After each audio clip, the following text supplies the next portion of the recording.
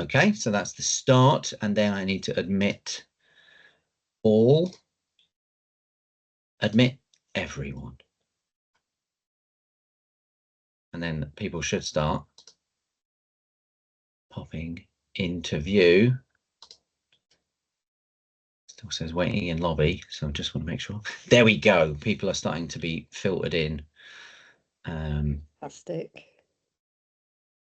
I'm just going to admit a few more people as I am, and then I can see Hannah there now, so she can do the rest. Hello, everyone. Sorry. Always a great way to start a webinar is, what button am I pressing? What am I doing? But I think there's people now in here. It's one of those things where you're doing a webinar, but because it's the way the webinar set up, you'll be filtered in and all that sort of stuff. Hello, welcome. I'm Lawrence with Kush here as well, and we're here to talk to you today about medication, pain, the risks around polypharmacy in care homes, and a lot of other things and that sort of thing. I can see a hand up, but what I'm going to point to the person with the hand up to is our Q&A. So as we're going through, if you've got any questions, because we've got it set up because there's too many people on to be able to kind of manage muting and unmuting and all that sort of stuff. All of the information, if you need to ask anything, is in the Q&A tab. So if you have a question at any point, if you need to do anything, if you want to check something, you save your questions to the end if you want. We'll have a little time for questions. But if you've got something that you want to throw in, put it into the Q&A, and we'll check in there as we're going along. And like I say, we've got some time at the end for questions. Hopefully it isn't really obvious that I'm waffling and wittering slightly, but we like to give people time to come in. And so, because you're working in care homes and doing what you're doing, but you get the thing of, oh, I want to get to that webinar. So I always like to give a couple of minutes grace for people to join and all that sort of stuff. So we're going to, like I say, we're going to go through the topics that we've got around, like I say, medication and pain and all the things associated. If you are joining and need to drop off at some point, again, understand the realities of kind of what you do on a day-to-day basis in care homes. We will be recording the session, or we are recording the session, and we'll be sharing that recording with you. So if there's any colleagues of yours that have not been able to join, they'll also receive the link to the recording as well. So you'll be able to watch back in your own time if you, like I say, if you need to drop off, or if someone hasn't been able to attend. I think that's all the sort of intro-y stuff. I suppose the only other thing to point out is I do webinars a lot, and I think I know what I'm doing. But Kush is doing her first one, so be gentle. But I think you're going to be amazing. So I'm going to hand over to Kush and over to you to kind of kick on with the topics. Yeah, no, thank you. And, thank you for having me, Lawrence, and thank you for attending for, today's webinar. Really excited to be here. So just a bit of introduction about myself. So I'm a pharmacist, registered pharmacist. I've been a pharmacist for nearly 20 years. I can't believe I'm saying that, but 20 years. And I currently work as an operations manager for PainChek. So I'm not sure if some of you probably have heard of PainChek, which is a digital management pain assessment tool. So we'll be talking about that later on in the webinar, but today's all about understanding, what polypharmacy, reducing polypharmacy, what polypharmacy is and what the risks are in your care homes, and how can we manage that risk? How can we manage and reduce polypharmacy going forward? So what I'd like to talk about is the extent of polypharmacy in your homes. So at the moment, it's just changed now, thank you. So at the moment, we've got up to 91% of your residents in care homes that take 5 or more regularly prescribed medications. And that's obviously quite a big percentage. And that's usually driven by a number of things, including multiple, long-term conditions. So most of the residents in your care homes have got multi-morbidities, such as dementia, heart disease, or diabetes. And each condition often has its own guidelined, recommended medication. And that can also, lead to many prescriptions being prescribed. Things like even the NHS or NICE guidelines that we have are usually written for single conditions. And then when they're applied together, what happens is that we see a multiple amount of medicines being prescribed for one resident. And we call it, it creates something called a prescribing cascade. And that means that you've got medicines being prescribed here, and then we're layering up with another, set of medication, and then we're just adding medicines over each other, sometimes without reviewing it as well. And this may not suit frail older adults in your homes, and can cause bigger risks, which I'll talk about in a second.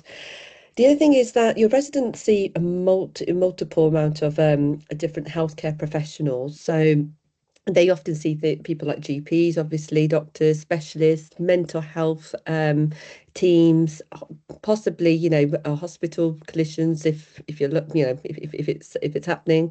But this can cause duplication if communication's not effective enough between the healthcare professionals as well. And this can lead to a necessary continuation of medicines being prescribed and not reviewed as well, but for each resident.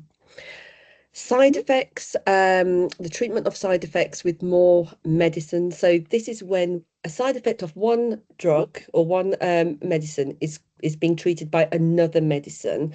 So this is again causes the prescribing cascade. So I could be in a care home, and one of the residents, so John, he's in pain, he's been given codeine, and then he's had, he's now showing symptoms of constipation. And then constipation, the next thing we normally see is that laxatives are prescribed. So that becomes like codeine, then you've got a laxative, and then you may see some more medication being prescribed on top of that.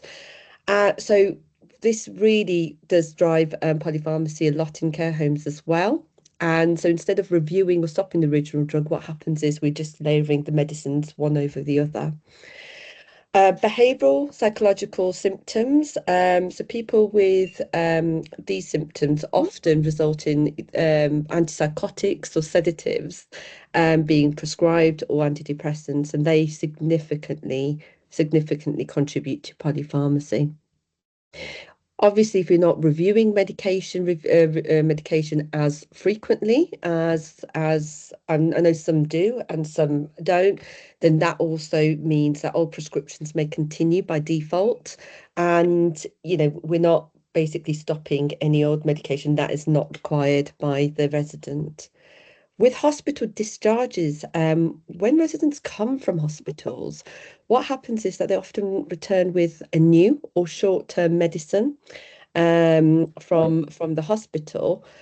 But what happens then is sometimes it's not reviewed or later stopped, and that can again contribute to polypharmacy. So there are a number of drivers to polypharmacy in care homes. This is just a few that we've gone through. But what happens is with that 91% of residents that have got, have on more medication, more than five medication, what happens is it poses big risks in care homes to themselves, but also to the care home as well.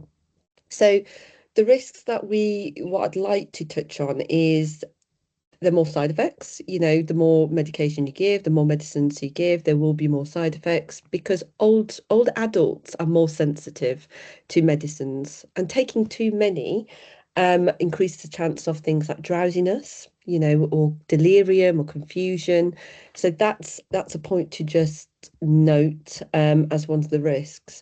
But also on top of that, if somebody's being unnecessarily prescribed or have been prescribed sedatives, antihypertensives, or psychotropic drugs, what happens is that can also increase things like dizziness, balance problems, which means that they'll be at a higher risk of falling as well, which will then contribute to hospital admissions too. Harmful drug reactions have popped on there because that is quite it's an important point to make, because some medication, as you already know, interfere with each other. So some residents may experience dangerous drops in blood pressure maybe, or some increased bleeding because of drug interactions, and that again can lead to hospital admissions, and that's something that we don't want to, we want to reduce that. We don't want to increase hospital admissions. So, but there is a strong link between polypharmacy and hospital admissions, and they are largely due to adverse drug events. Prescribing cascades I've already spoken about, but that's a huge risk because that will contribute to more and more side effects as well and more interactions. But also with the quality of life of your residents, can you imagine taking about 10 10 different medicines at one time? Some people, some older adults may feel tired, may not want to eat, which obviously is not good because then the BMI drops and they'll be at risk of falling again. And also the loss of independence as well. So they may not feel as independent or mobile enough as well because they're tired, they don't feel comfortable, confident. So that's just something to be mindful of. And then with yourselves, you guys are really, really busy in care homes, as Lawrence has already alluded to as well. But with all these complex regimes, with more and more medicines being on the regimes for each resident, it will make it harder for you to administer medications correctly. I'm sure you are, but there are chances and risks of having missed doses or any duplications or timing errors may rise. So I know Lawrence is going to touch on this later on in the webinar, but it is a risk. So I just wanted to highlight that out. And then cognitive impairment. So what happens is obviously multiple medications that we see being prescribed, such as opioids or benzos. What happens is that can also worsen memory, concentration, and overall the cognitive function too. So there's large amount of risks associated with polypharmacy that we should be aware of. But how do we reduce it and how can we reduce it? And this is what we want to do the webinar on and have a good discussion on that. So there is a strong link. So pain and polypharmacy are closely interrelated with each other in care home settings, and that's what we found. Pain is very, very prevalent in care homes. It affects a large proportion of residents in care homes. It's around about up to 80% of residents have pain in care homes. And some of that is actually being untreated. So there's a risk there as well because significant amount of residents in pain may not be getting regular analgesics as well. So that's the undertreated part, and that's something that we do need to address later on. Some staff find it, or colleagues in care homes find it very difficult to assess pain. And that's because many residents have cognitive impairment in care homes, such as dementia. And it's harder to assess that pain as well, and can remain undetected as a result. With persistent pain, it can also reduce the overall quality of life. So mobility, independence, that all, if it's untreated, it will, cause a decline in quality of life, which we have seen in a number of studies that we've been involved in. But I want to delve in a bit more on the pain management challenges. So assessing pain in care homes is necessary only because I've already alluded to this. 80% of older adults experience chronic pain, which is a huge percentage. But more than 70% of adults have dementia, and over 50% of adults living with dementia have undetected and untreated pain. So I'd like to pause there, just let that sink in. Over 50% of older adults living with dementia have undetected or untreated pain. So if we know the stats on this, which are quite high, why are we not managing pain? So what are the challenges? And the challenges we're seeing are the fact that, it's difficult to assess pain in a care home setting because it is complex, it's quite subjective. There's a lot of facets to pain as well that we need to be aware of. But also some teams, they're not aware of pain management guidelines, or they don't understand the focus on why pain is so important in care homes, and that has also come out in some of our findings. Some people get it completely, and but there's some that don't. So that's also been a challenge. Also difficult to report and document pain. It's not easy, especially you guys are, everyone's really busy in care homes. So going back and forth to offices, making sure you get your, recording everything that you have seen is sometimes can be, pose difficult to staff. So it's quite labor intensive sometimes as well. And continuous monitoring can also be difficult. However, what we've noticed in some of the pilots and studies we've done and projects we've done is that pain management is effective in reducing polypharmacy. How is that? How is that so? That's because we're addressing the root causes and that helps to reduce prescribing cascade. So when pain isn't recognized or treated properly, residents may show symptoms such as agitation, sleep problems, reduced mobility, depression. There's a number of, of symptoms they may show, but then these symptoms are often misinterpreted as separate conditions. So it could lead to prescriptions for antipsychotics, sedatives because they're not sleeping properly or they're very agitated, or antidepressants because we're thinking that somebody is depressed. But it could also be pain's causing it because they probably the individuals or the residents, some of them cannot reliably say that they're in pain, is particularly with cognitive impairment. So that can cause polypharmacy. Treating the pain directly definitely can eliminate the need for these medications. So that's what I mean by addressing the root cause. It will have a massive impact on unnecessary prescribing cascades as well. Now, medicines optimization in this, so guiding safe prescribing is all about medicines optimization. So when we're ensuring that medicines are used and benefits are seen, that's great. That's what we want to see.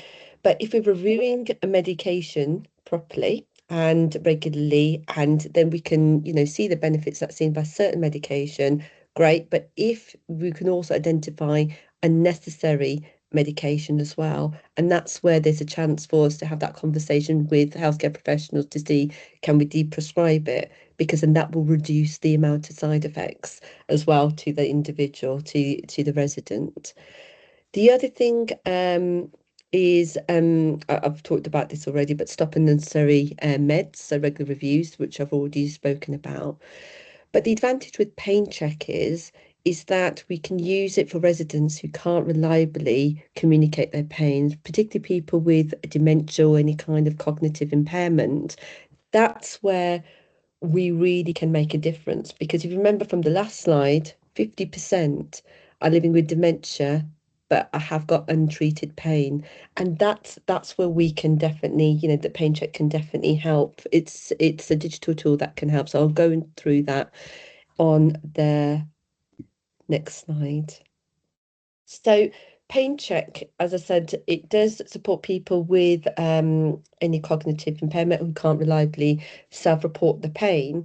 But what it also can do is it's got another scale on there, which is the numerical rating scale, and that's also available there for people who can self-report. So you've got two in one there, which is quite good to help us to manage the pain and also help bring polypharmacy down as well.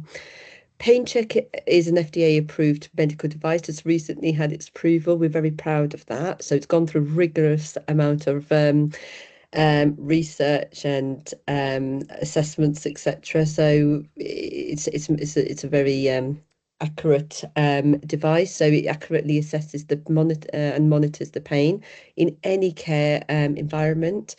And the good thing about PainChek is it's also got an AI function which will look at your facial analysis, and it looks at the pain. So we make 9 micro movements in our faces when we're in pain, and it picks up those 9 micro movements in the face, and it couples and combines that with any pain cues and any other observations that have been picked up by the care home team.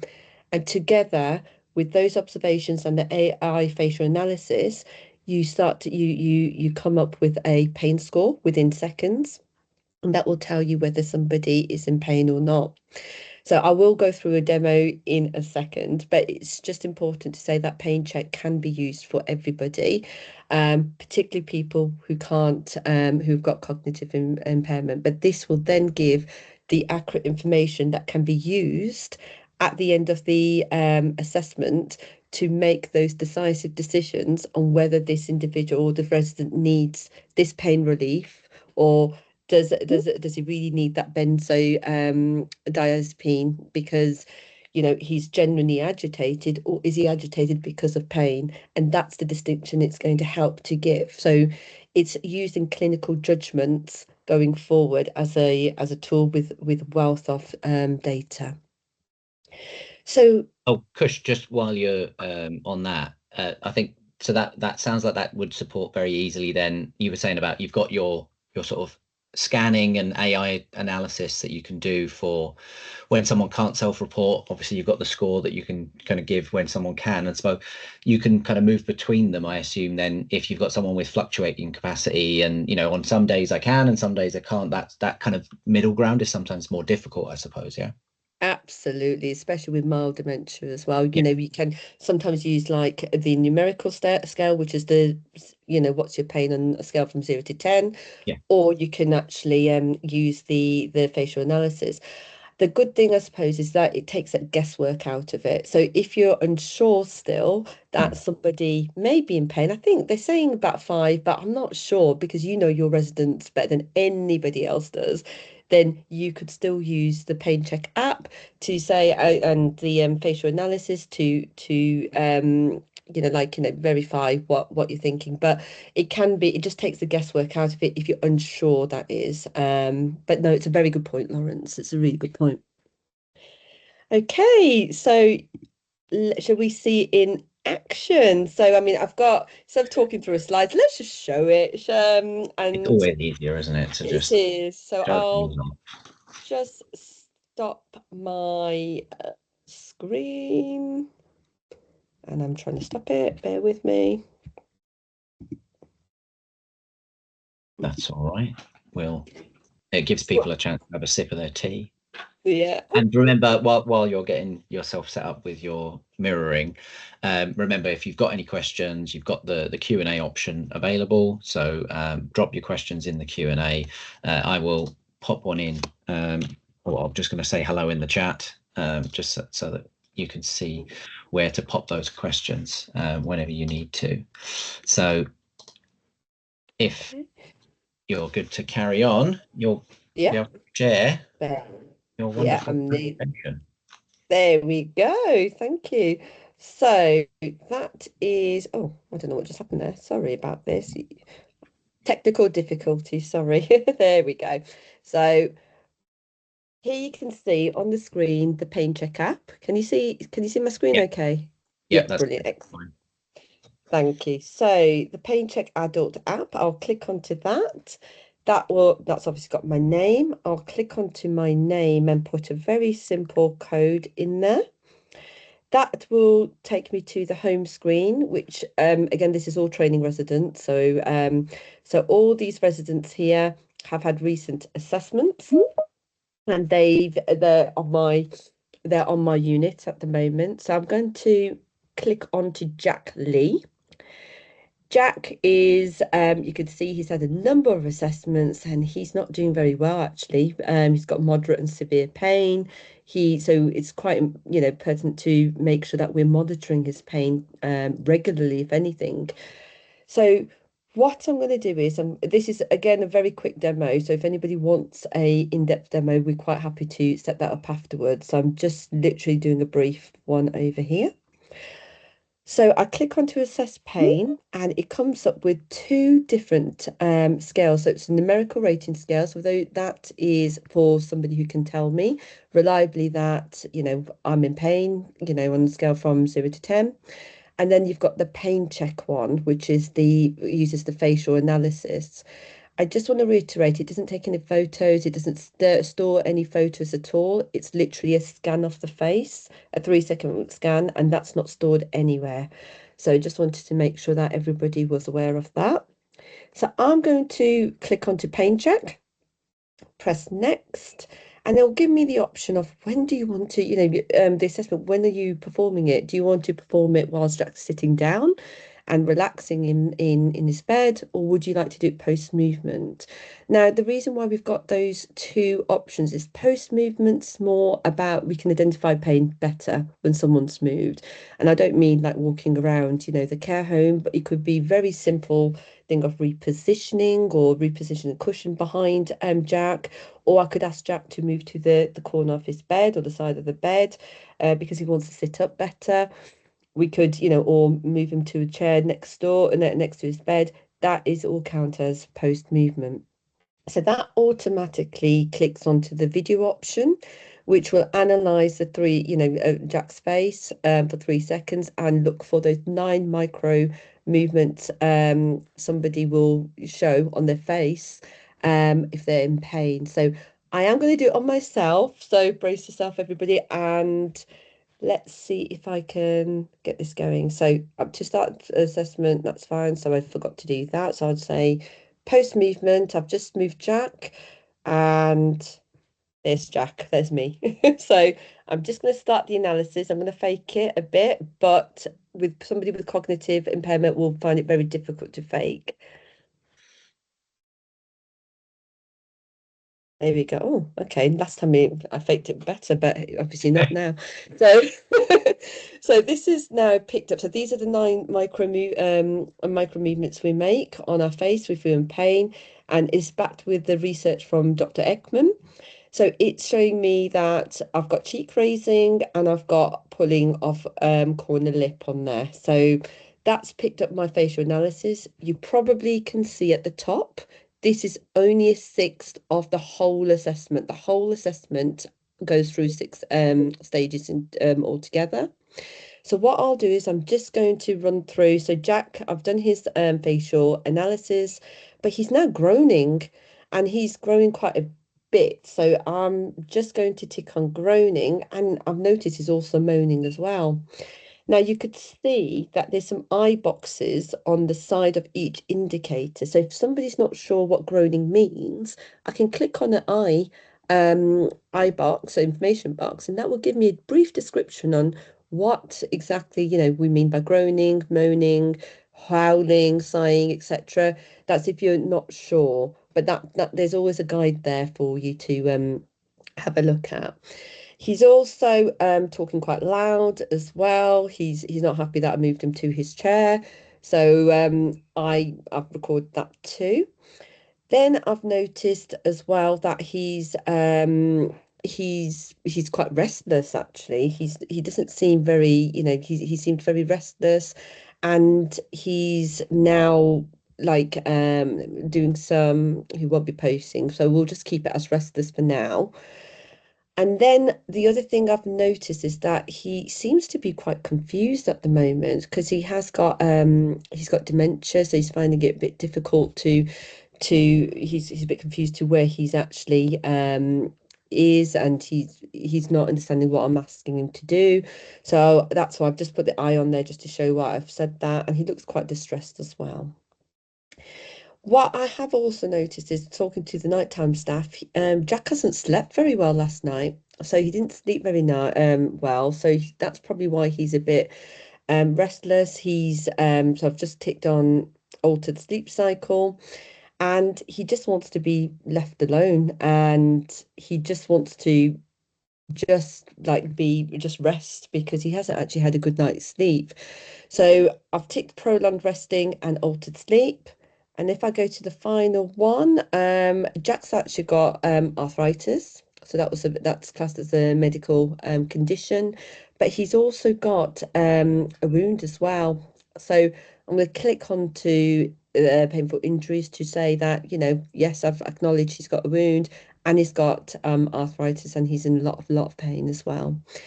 So when I press display summary, that will come up with all how he scored in each individual section. So on the face, this is what he scored, voice, etc. And I'll generate a pain score at the end. And that pain score indicates that Jack is actually in moderate pain.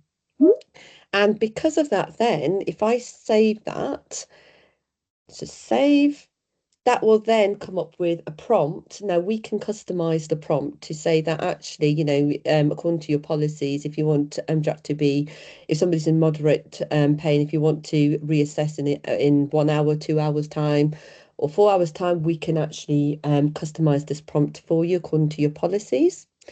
But this then gives me on the app alone, it just gives me a quick snapshot on how Jack's pain's doing. So it looks like it's decreasing now. So from the 19th, it went from 15 to 12. But then that will then prompt me to have another discussion with a healthcare professional, so a doctor. And if you are a carer, because this app, you can see how simple it was to use. This app can be used by carers, nurses, in the care home. It's not just nurses. So depending on who's working there, it can be used by anybody in the care home. But they've obviously got credentials to do so. You can also see a pain chart on there, so that can track the trend of pain scores from 1 year all the way up to 24 hours if you want as well.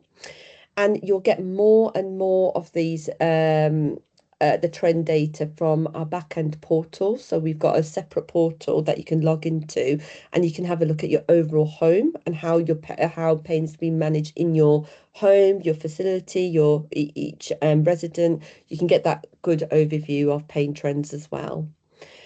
So that, in a nutshell, is the app. So I'm just making sure I've shared my screen now. But that in a nutshell is the app at a glance. So yeah, shall I pass it over to you, Lawrence, then to show Medicare? Shall I share my? What I'll do is I'll probably just go straight rather than the slides and then having to pull it over. I'll probably just share my screen and then we can go from there. Bear with me 2 seconds. Just there's a couple of questions, so it might be worth answering those now because I think they're more related. So one was about the data from the facial analysis. So it's how is the data stored, which I think you answered because it's not taking a photo. You said, yeah, is that right? So that there is no data stored from the face, like it's just the outcomes that it translates into. Yeah, okay. It's just the outcomes, yeah. There's a couple of others that we might come to at the end, but there's one that just says about, you mentioned FDA approved, but obviously that's US based, but it was signed off to be used in the UK first. MHRA, yeah. So MHRA is, yeah, because the question was about like if it's recognised within NHS guidelines. So like it's kind of fully signed off as it is, yeah. It's UK. Correct, yeah, and it's also being used in some hospitals as well, with the NHS as well. So we are piloting in NHS, but it's all UK approved, MHA approved. So we've got all the licenses all ticked off. Perfect. So let me share my screen because the thing I wanted to kind of just link to is where we've got people who are using both PainChek and Medicare's EMR. There's some kind of nice synergies around where you can update and record things, but also I wanted to kind of just touch on some of the things that Kush has gone through in terms of those risks relating to polypharmacy, medication, prescribing cascades, all that sort of stuff. Just to check, Kush, are you seeing my screen with my 4 lovely residents? I am, yes, wonderful. I am. Yeah, that means everyone is seeing that. So basically, what you're able to kind of see in Medicare and do in Medicare, a lot of it is also related to the kind of, again, that reduction of medication errors, all that sort of stuff. And we always try and kind of talk about how you can use an EMR solution like ours, I would like to say, to reduce, obviously, reduce your errors, but also reduce those risks created by things like that polypharmacy side of things. What you've got access to when you're using Medicare is you've got that data at your fingertips of you know, exactly how many medications people are taking at any point in time. And you've got some real kind of real-time data on, you know, when things might need reviewing, and you might need to know, you know, how often is someone taking these medications. So again, you mentioned a lot about medications that are being given for pain, or those untreated ones and things like that. So again, if you've got someone who's on PRM medications, you can very quickly run a report to see, you know, how many times have they taken those medications. You've also got access to, you know, dashboards and things that will show you. The one that, again, is all about showing where you might need to review medications is one specifically about medications not being administered. So again, if you've got a prescribed painkiller, but it's being regularly refused, that might be a very good thing in some regards, because again, it means that the patient is giving you the information that means you can make those correct decisions. But you've now got the ability to kind of pull that data into one spot. So if I wanted to search for, you know, when that might be happening, is right, I want to look for every time that people are refusing medication. By default, my dashboard shows me the last 3 days, but let's say I want to look over the last 2 weeks, a month, whatever it might be. And if I then see, you know, 4 or 5 multiple instances of pain relief being refused, again, I can check my notes and see if there's a pattern of things. That's where, by doing things like, you know, scanning with doing your more regular pain assessments, so that you know that when people are in pain or not, you can line those up with when people are taking or not taking their medications. And that's where you can sometimes say, actually, I can see that significant drop in the number of times we're either administering things or not administering things. But you've got the ability to kind of use these two solutions alongside each other to really kind of pull together those data points and like I say, make real big difference. And again, it's real-time data. You can just bring this screen up when you're doing a review with the doctor and things like that. So it means that you're always kind of got that at your fingertips. The other thing, there's 2 more things, but the other thing I wanted to go into is the sort of med round part of this. So let's say I want to go into my round that's due at the moment, my kind of lunchtime round that we're doing at the moment. Again, we're always trying to make sure that the information you're shown is relevant to you, what you're doing right then. So if I go into my lunchtime round, I might necessarily only see 4 people that pop up for me here, because what I'm doing here is my scheduled medication round. And so I might have 10 people on my particular floor of my care home, but if only 4 take meds at lunchtime, it's just going to show me those 4.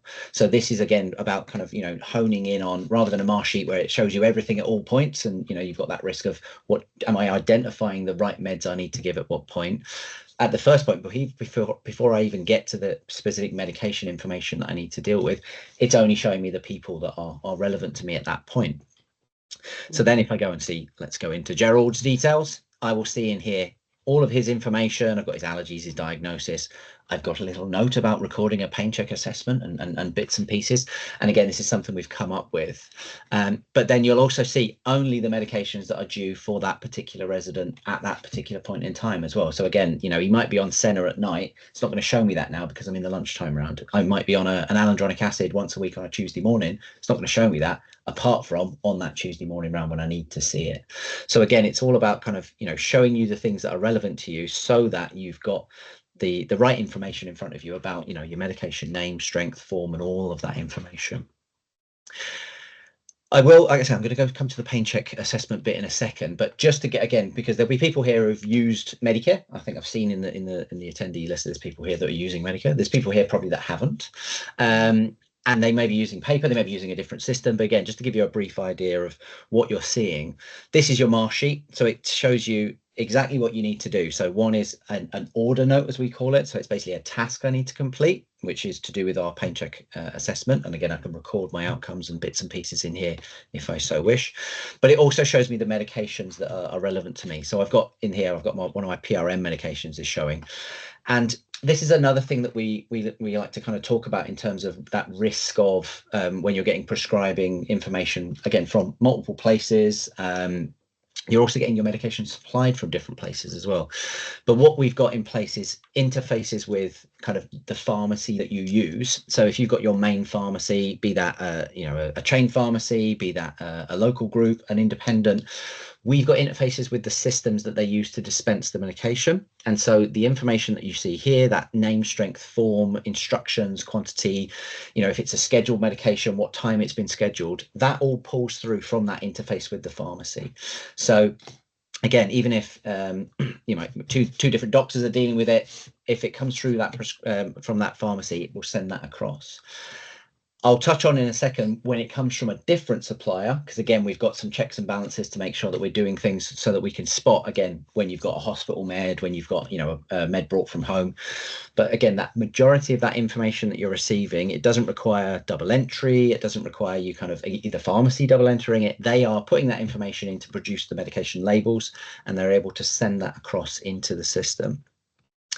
But what you will see is, in addition to the instructions information, you've got a protocol option. And so what you can have available at the point of administration, again, very, very specifically tied to your pain medications, not exclusively, but very, very specifically tied to your pain medications, is your PRN protocols. And so again, this is where you can put in all your protocol information that you need. So again, if your resident is, as Kush was mentioning, you've got residents who are unable to communicate, you know, when they're in pain and things like that. You can add that specific detail in so that that is available at point of administration. We've had a couple of groups of homes that are using both systems that have, again, just amended their template. So it puts in a prompt about, you know, if they're using PainChek alongside, so they can say, right, you know, we do pain assessments here and blah, blah, blah. So again, you can build that into your PRN protocol. So again, that information is all at point of administration. Just to hop back up though, you've got the ability to schedule little things in. Again, if you want to put in that you're doing a certain pain assessment, again, you can kind of make these notes so that they prop up as reminders to do things. But I've got one in here that, you know, that we can put prompts in here to say, right, actually, you need to go and complete a pain assessment and say that you've done that. So you've got the ability to record that. And this again is what we've got some of the organizations that are using both solutions. This is how they will record things.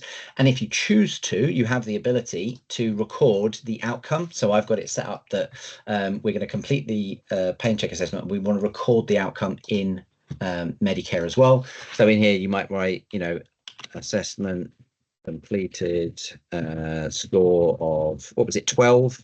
Yeah. You got earlier, so I'll use that as my example, 12 moderate. So again, I can kind of cross-reference and record that information as I need to. So that you can set those up very easily, and then say, yep, I've marked that. I'm going to mark that as completed.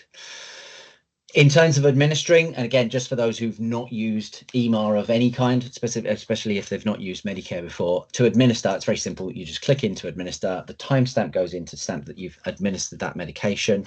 So if in response to that you want to record that, you can do so. You record, obviously the timestamp goes in, the amount goes in for anything that's a set dose. If it was a variable dose, it would have a 0 and I have to fill it in. So if it was 1 or 2 4 times a day when required, it will prompt me to put that information in. And then the reason box is mandatory. So I have to put in, you know, why I'm giving it. So I'm going to put it in as headache, pain assessment completed, score of 12 or 122. That would be very high. Yeah. So I'm going to save that as completed.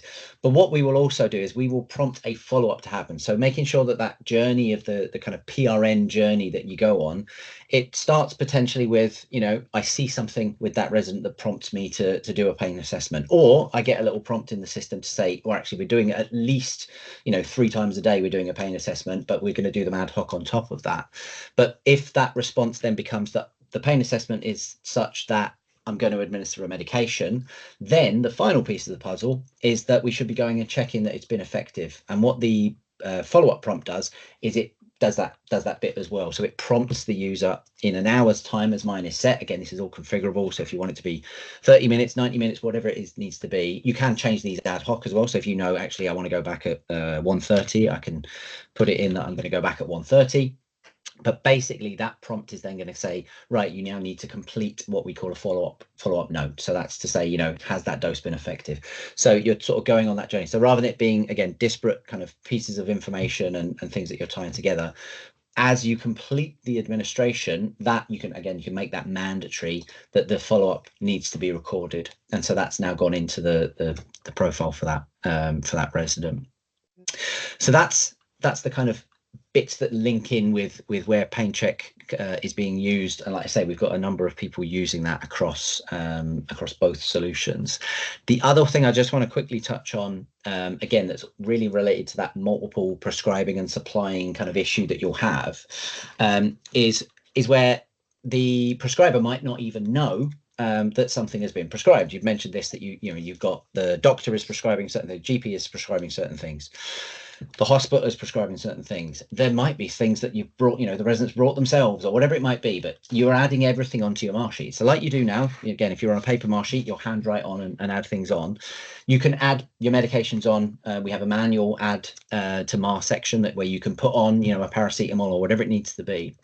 But whenever you receive a new delivery into the system, be that manually added or via the pharmacy, it goes through this screen, our receive order screen. So let me just narrow it down to one resident.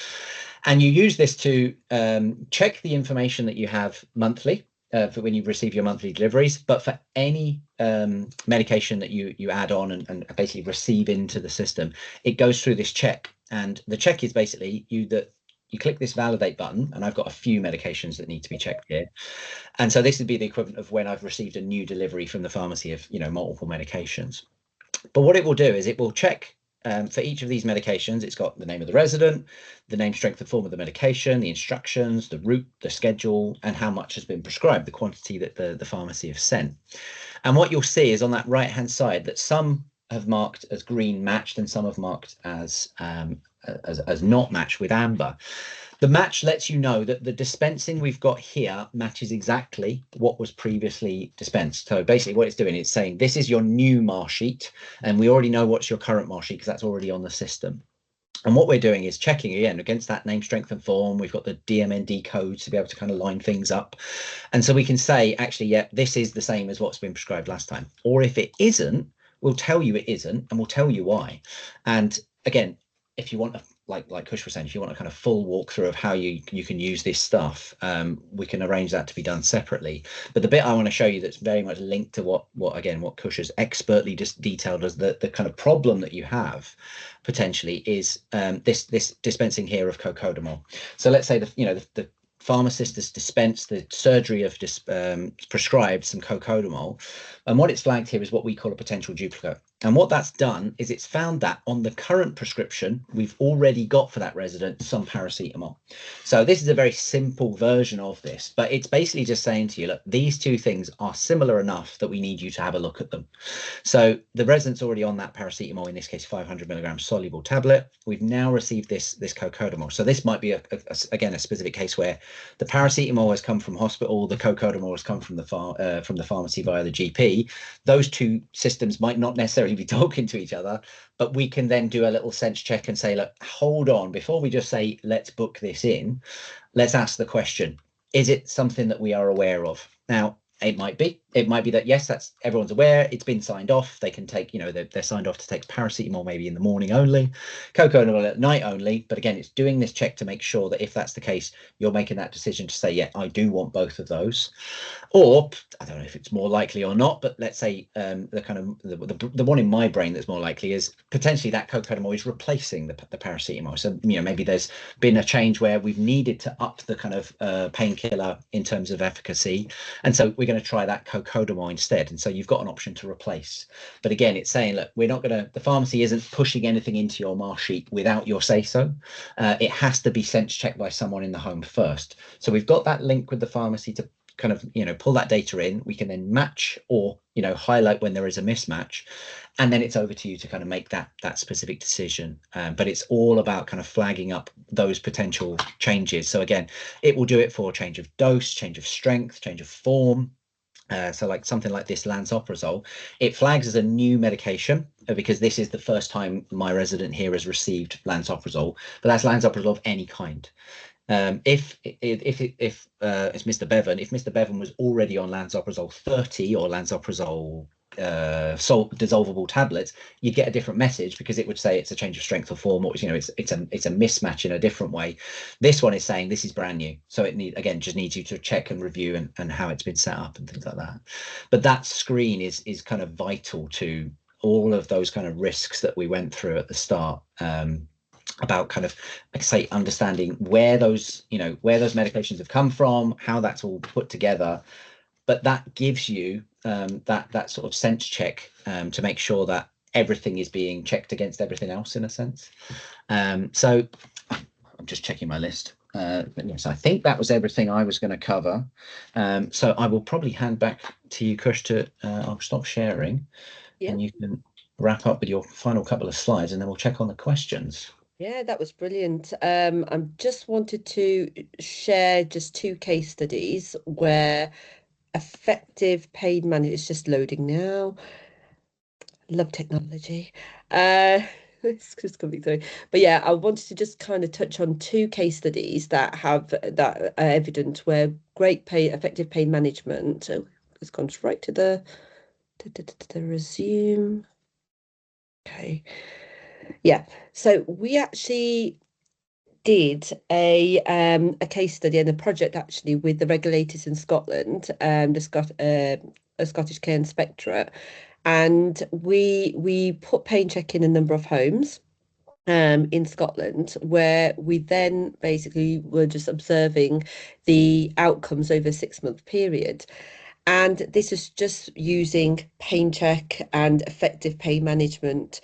And what I wanted to do was I wanted to pull out some of the outcomes specifically for medication, what we saw over a 6-month period.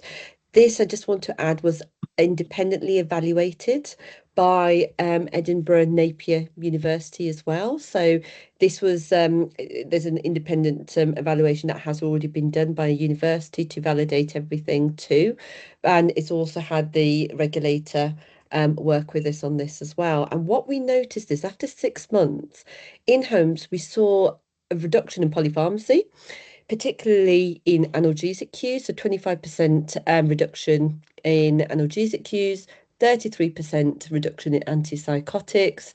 Again, laxative use we saw reduction by 34% and 21% reduction in antidepressants use. So just wanted to highlight that if we effectively manage pain, we can see, different classes of medication come down, the use of it being reduced in care homes, and that effectively then reduces polypharmacy.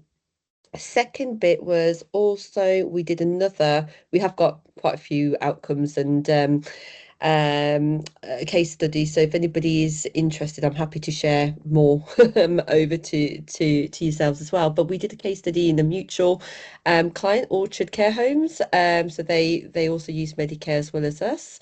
And before PainChek, what was reported was this inappropriate prescribing, lack of consistency of pain assessments, the fact that distress was caused by dementia, not pain. So there was an assumption there as well, and inefficient pain plans. But the big thing here was also there was a massive high degree of guesswork. So people were assuming that this resident's in pain, so I am going to give X, this codeine or paracetamol, whatever they decided to give. But it's all based on a bit more of a guesswork.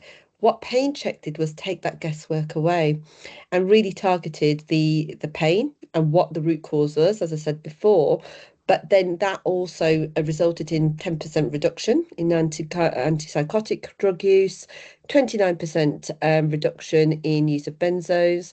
But what was really nice to see is 44% reduction in medication incidents driven by polypharmacy. That's 44% a decrease in incidents driven by polypharmacy, and that I wanted to pull that out in that case study. We have got other outcomes in relation to stress and distress and falls, but that I can again provide, anybody who's interested can provide that information separately to yourselves with the research that's been taken and done. But those are the two case studies I wanted to highlight. Thank you, Lawrence. I think that's we'll go on to questions now. I say we're on to questions. 4 5 minutes. So I was going to say, I've got no filter. Normally, it's like, if it's a Medicare question, I know if it's a difficult one or not. So I'm going to have to just ask you and see how we get on. But we've got 5 minutes, so we'll go through. So let me just make sure we haven't missed anyone, because we should go in the order we've done it. So we've done, yes. So there's a fair question here around integration with Nourish, and Medicare and Nourish as well. So integrations wise, you've got a number of integrations. Is that right, with care plan providers? That's right. So we are integrated with Nourish, we integrated with PCS, Access, Care Vision, Care Control. There's quite a few that we're in, and if we are not integrated, we'll definitely be working on it. So, but we have got integrations with the majority of the CMS partners. Yeah. Well, and then the second part of the question is integration with Medicare. So at the moment, we don't have an integration in place. Like I say, we've got those kind of, like I say, a couple of people that we've designed a process around kind of how you can use the two systems alongside each other and kind of reference where you need to. But that would be probably more for that's coming soon. So we're definitely looking to kind of build that integration so that some of that information that we kind of showed you on the two sides can be shared automatically as well. We've answered the one about the NHS. Where have we got one here? So is the PainChek tool made with AI? I suppose it forms the facial analysis bit, just so it's that's using the AI piece, isn't it? Yeah, that's the only bit. So it's AI will use the facial analysis to pick up the micro feature movements that I talked about before, but that's where the AI comes from. Perfect.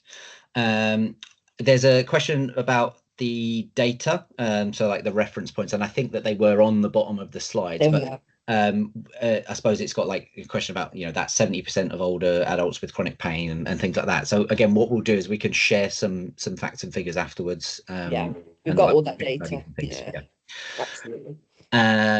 Would be useful to have compulsory pain assessment before administering medication. So that links to the question about integration. So that's where what we'll look at building is something that exactly like that, because you've mentioned, I'm assuming you use Medicare Aditya, because it's got about compulsory body maps and things like that, which is a feature we've got already. So that might be something that we would look to kind of switch on that functionality when we've got the integration in place.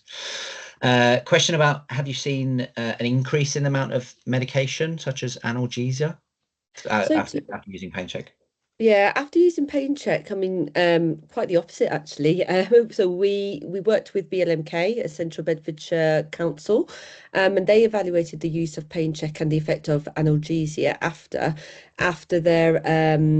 their study, and they actually saw a massive decrease in analgesia as well, because it just appeared that that people were being over treated as well, because they were relying a lot more on guesswork, as I said before, with orchard care as well. So we've seen the opposite, if anything. Now, that's not to say that if pain assessments are not being done, then obviously we are going to start picking up pain and then treating the pain, but largely we're seeing a decrease in analgesia. And where we are seeing an increase in analgesia for those who need it, we're seeing basically decrease in things like laxative use, so over reliance on laxative use, benzos as well, because then you don't need the benzo if it is because of pain, and also we've seen a reduction in shakes being, nutritional shakes and like ensures, etc., being prescribed because people are starting to eat better as well. So where if it has increased with analgesia, the rest are decreasing. The rest of the medication, shall I say, like benzos, etc., we've seen a decrease in that instead. That's very, very cool. There's a good question here, actually. I suppose this is one for both of us. Is the app part of Medicare, or is it a separate paid add-on? I suppose we are separate companies, but we've got a partnership in place. That's why we're doing the webinar together. But it would be, we'll send you some contact details if you're interested in finding out what the costs and things are around, either if you're using either solution and want to look at either the other one, or if you're using neither. Again, what that looks like. So but we'll send you some links on kind of just getting in touch. I'm just trying to make sure I'm jumping around because things are coming in.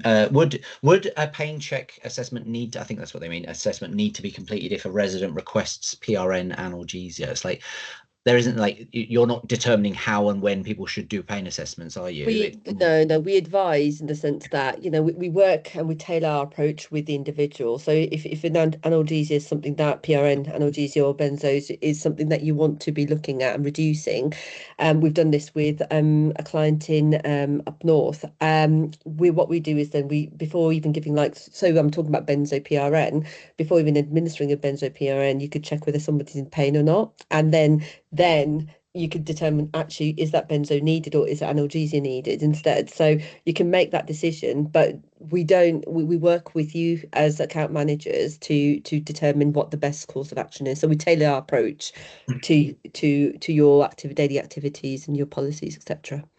Sounds good. So yeah, we're bumping up against the end of time.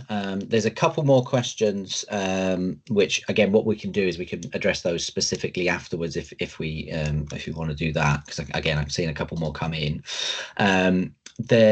Yeah, someone's asked about case studies, someone's asked about the research and things like that. So again, we'll be able to share some specifics on that.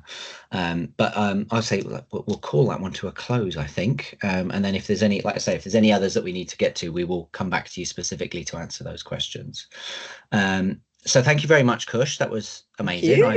I was happy to watch and listen and see. Got a dry throat now. If that is your first webinar, then I would say round of applause. That was very well done, very well delivered. And yeah, if you want any more information, like I say, you can reach out to either organisation, and we'll do that again. We'll send out. You'll get an auto kind of email that gives you the details after the webinar's ended, and again we'll send you the link to the recording and everything like that. So thank you very much. Thank you, everyone. Thank you. Cheers. Bye-bye. Have a nice day. Bye.